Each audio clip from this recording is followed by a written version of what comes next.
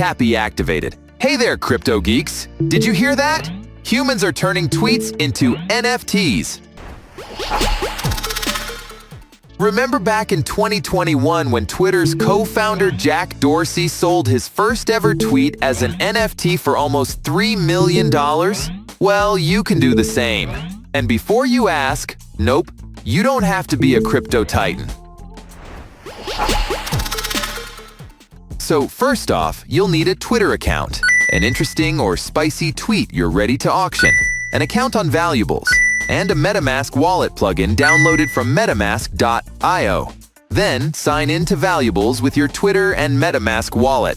Next, just grab the URL of the tweet you want to NFTize, paste it into Valuables, click Manage to set a minimum bid price, and sign with your MetaMask wallet. And here you are. You've officially NFTized your tweet. Now remember, humans, if a tweet gets deleted from the Twitter database, that NFT could be left with nothing. So back up all tweets. Attention! Like, subscribe, and see you after reconnecting. Tappy deactivated.